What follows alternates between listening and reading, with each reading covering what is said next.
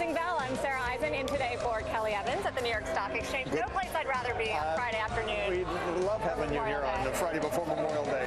I'm Bill Griffith. Stocks are paring their losses after Fed Chair Janet Yellen said that she expects to raise interest rates this year if the economy continues improving. That's the big caveat. Remember, any positive close, by the way, for the S&P will be a new all-time high. We're not there yet, though. And we have been seeing it happen all week long, pretty much. The NASDAQ, meanwhile, the outperformer, trying to close at its own record high. The number to beat, 5,092 and change. It's been nearly a month since the index actually ended in uncharted territory. We've got much more on the NASDAQ and on the Fed's rate hike strategy and the markets, including which stocks are set to heat up this summer. Yes. It's almost summer now. It officially begins this weekend, but the real feature today is what? The dollar. And what's going on with the dollar? The first up week for the U.S. dollar against the euro in 5. That's the real story. We're going to get you your own show on CNBC one of these days. Just call it The Dollar and You. Don't tease me, Bill.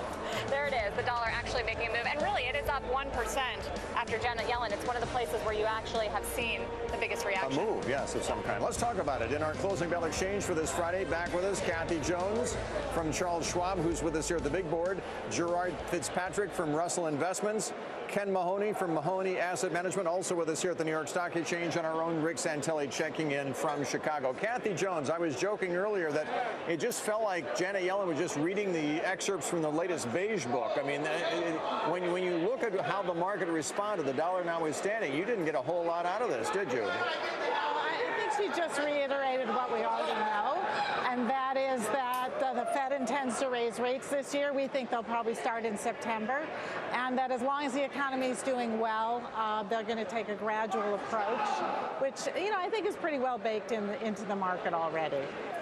Are we there yet? I mean, what has to happen for us to be there so they can start raising rates, do you think? I think we're probably there. Again, I think the big concern for them is a communication strategy. They want to avoid another taper tantrum. But, you know, unemployment has fallen, and even though the economy was slow in the first quarter, they've dismissed that as transitory. They believe it'll pick up again. But I think what it indicates is this new growth rate of 2 to 2.5% is all they expect. We're not going back probably to 3+ growth rate. And that implies that rates will stay down lower, at least, than they have been in previous cycles. Rick Santelli, perhaps a bigger market mover, was the inflation report that came out earlier this morning. Saw yields tick up as well as the dollar on that. Some of the stocks sold off. Is that what you guys are talking about out there in Chicago? Yeah, definitely. That was the big piece. And the other thing that was kind of missing today was a little flexibility. Many traders on this floor, who, by the way, left early in the foreign exchange and interest rate complex with open outcry closing at 1 Eastern, thought that Janet Yellen, 4.5 hours after what was the hottest core CPI rate going back to August 2011, could have mentioned it, even if being on the road, she didn't have all the dots connected, but not to mention it at all, and then make a comment in her speech that was, you know, keeping developments in economic activity and inflation, keeping us up on those as they occur, but really disappointed traders to some extent. As for what's going on in the marketplace, there was a lot of volatility in the market, obviously at 8:30 Eastern. There was a lot of volatility when Janet Yellen started her speech at 1 Eastern. But traders had been on the wrong side most of the week. They were looking to buy back some shorts. Rates were spending time under 217 for about 24 hours. And to think that interest rates still closed up on the day and on the week was kind of surprising considering that bias. Ken Mahoney, last time you were on, we talked about the lack of volatility, the decline in the VIX. The VIX today is now below 12. It's sitting right on it. It was below it earlier. Just for fun. That's the lowest of the year. Well, and I looked up, what do you think the all-time low for the VIX is? Probably right around here, about 11.5 or so. It's single digit? All-time low is 939. Wow. Set back in 1993. It's pretty amazing. You know, traders are frustrated by this low volatility. You know, they're not getting the movement. They're not getting the volume that you would like to see, like in fresh breakouts. But for investors, they gotta love this low volatility, this kind of grind higher, so to speak. And we've been saying on this for the last couple of years, you know, buy the dip, sell the rip. Now, when do you sell that rip? Well, we're going to key in on the VIX, the volatility index. Now, something will happen and the VIX will shoot up. And that'll be our key. That'll be risk off again, and we'll take some chips off the table. But while the volatility is low, a trend's your friend. We'll stay with that. We'll stay with that trade. We'll stay long. And for investors, kind of this low beta feeling, we accept this. It does feel like the calm before the storm, Gerard. And you say in your notes you still believe there could be another shoe to drop in the bond market. What do you mean by that? Yeah, I think it's like the taper tantrum that we've seen last year. We've seen the bond sell-off earlier this year. But you put that into perspective, that happened before the Fed started increasing rates.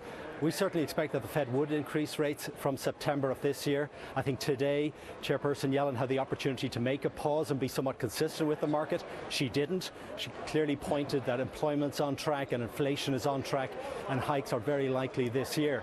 So with that, we believe that the hikes will occur in September. And with a pretty fragile market sentiment out there amongst bond investors, that's the potential for the next shoe to drop. In other words, another type of taper tantrum or another increase in yields. So with that, we're positioned to be relatively short interest rate duration in our portfolios at the moment. Kathy, the minutes from the April meeting suggested that the Fed, I don't want to say they're fearful, but they're mindful of what could happen when they do raise rates that first time, that we could see that proverbial taper tantrum like we saw a few years ago. Do you think that's what's going to happen?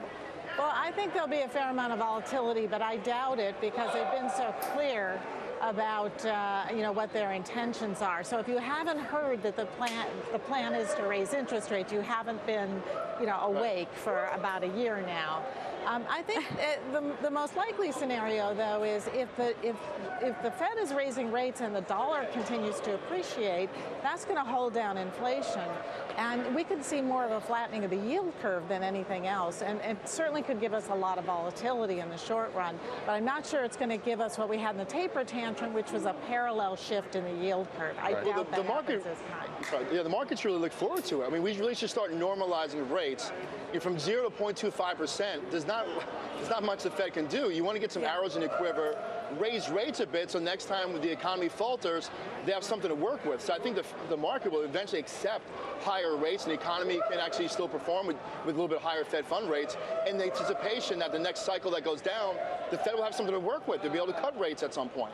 Gerard, you see that in financials, which are the outperformers in today's session on that view of higher interest rates. Is that a good thing that those are the leaders in this session on higher rates? Well, a concern I'd have with financials is the potential for that yield curve to flatten, the expectation of rising rates, particularly in the short end. We see the curve flattening, and with that, we see it being relatively negative for those net interest margins facing banks.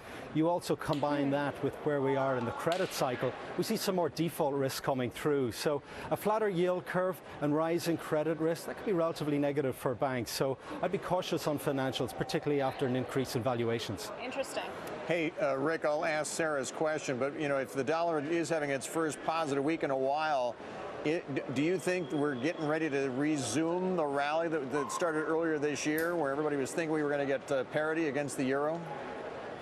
Listen, if we take the Fed at its word, and that does get very difficult, but if we take the Fed at its word, the dollar is idling, getting ready for another moonshot, in my opinion, specifically about the issue of raising rates and normalization. But do keep in mind that there's a lot of issues that the Fed has that are highly, highly, highly subjective, not objective. We are running in to tweak GDP, but we overlook other things. The Fed is looking for a reason, many traders think, to raise rates. And I'm not sure that the market is ready for that ideal time, because it's not about the glide path if you hold a portfolio. It is about when it occurs. With glide path is almost the easiest thing at this point. Right. One and done or raising rates slowly, I think people get that. The date it happens, well, I want to see what date it does happen and see whose portfolios are ready for it to happen. So, Kathy, we can talk about what the Fed's going to do or not this whole time, but really it comes down to the data. That's what they're telling us. That's what's going to depend on whether this dollar can continue, as Rick says, another moonshot kind of move. Is the data telling you anything clearly? In other words, are you seeing enough confirmation that the first quarter slump is behind us and we can recover? Well, we really haven't seen a lot of good economic data since since the end of the first quarter. It's been pretty soft, but the employment side looks pretty good, and the inflation indicators are starting to turn up a little bit, and housing activity has picked up a bit, and that's kind of been the last thing that needs to pick up in the cycle. So it's probably good enough. It's not good, but it's good enough. Ken Mahoney, where are you going to make money right now? We still like equities here, and to her point, it's, you know, this choppy economic data reminds me of a Seinfeld episode where Jerry plays Even Steven. He gets good news in the morning, and it's offset by bad news in the afternoon. And for investors, we've been dealing with this choppy economic news, much like that Seinfeld episode, getting good news in the morning, and then in the afternoon, looks like we're not getting any traction. But I would just kind of stay long equities. We like domestic.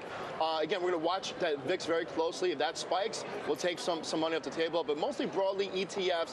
Domestic, mid to large cap is kind of our sweet spot right now, recognizing the choppy economic data that we're going to have to deal with. Well, Bill, I know you guys have been all over the transports this week. Yes. They're actually set for their worst week since the end of March. Right. And the question is that a worrisome signal? Is that a worrisome signal? I mean, that's an incredibly important part of the economy as well. Well, you guys are playing Even Steven, but it's clear that nobody's the master of their own domain in this market right now. That's right. Thank you very much. Have a good weekend, everybody. Good long weekend. See you later.